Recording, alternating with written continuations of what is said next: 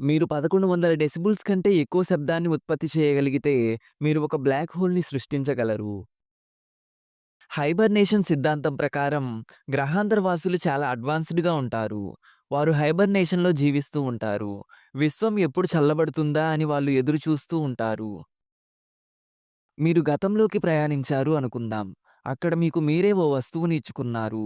అంటే భవిష్యత్తులో మీరు గతంలోకి వెళ్లి ఆ వస్తువును మీకు మీరే ఇచ్చుకున్నారన్నమాట. ఆ వస్తువు ఎలా వచ్చిందో తెలియదు గానీ, అది మాత్రం అక్కడే ఉంటుంది. దీన్నే బూట్‌స్ట్రాప్ పారాడాక్స్ అని అంటారు. 1991లో సైంటిస్టులు ఓ విచిత్రమైన అణువును చూశారు. అది భూమికి కాంతి వేగంతో 99.999% వేగంతో దూసుకొచ్చింది.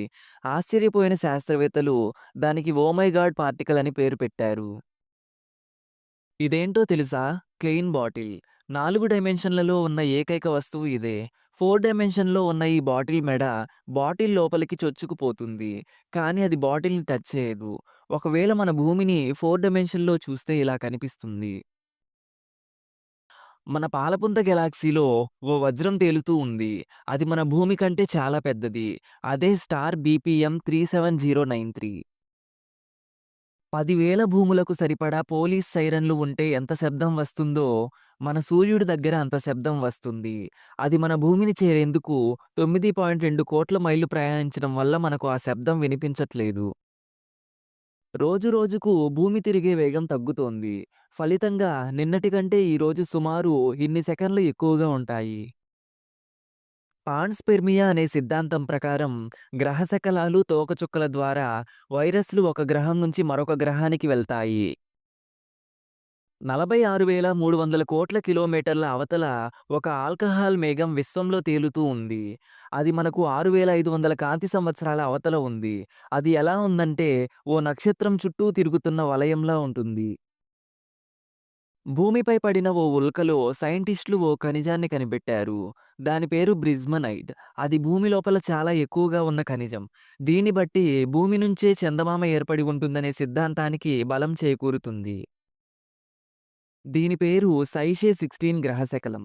దీంట్లో ఎక్కువగా బంగారం, ఇనుము, నికెల్ ఉన్నాయి. దీన్ని భూమికి తీసుకొస్తే భూమిపై ఉన్న అందరూ కోటీశ్వరులు అవుతారు. దీని విలువ $10 క్వింటిలియన్ ఉంటుంది. జీజే 121 4బి అనేది ఒక నీటి గ్రహం. పూర్తిగా నీటితోనే తయారైంది. రాయి అన్నదే ఉండదు. దీన్ని మహాసముద్ర గ్రహం అని కూడా పిలుస్తారు. 2009లో దీన్ని కనిపెట్టారు. అసలు ఇది ఏ రంగులో ఉంటుందో ఇంకా స్పష్టంగా తెలియటం లేదు. శనిగ్రహం కంటే మన నీటి సాంద్రతే ఎక్కువగా ఉంటుంది. అందువల్ల శనిగ్రహాన్ని భూమిపై ఉన్న నీటిలో పడవేస్తే అది తేలుతూ ఉంటుందని ఓ అంచనా. సూర్యుడి పైభాగంలో ఉన్న వేడి కంటే మెరుపులో 5 రెట్లు ఎక్కువగా వేడి ఉంటుంది. మార్చిసన్ అనే ఉల్క మనకు తెలిసిన అతి పురాతనమైన రాయి.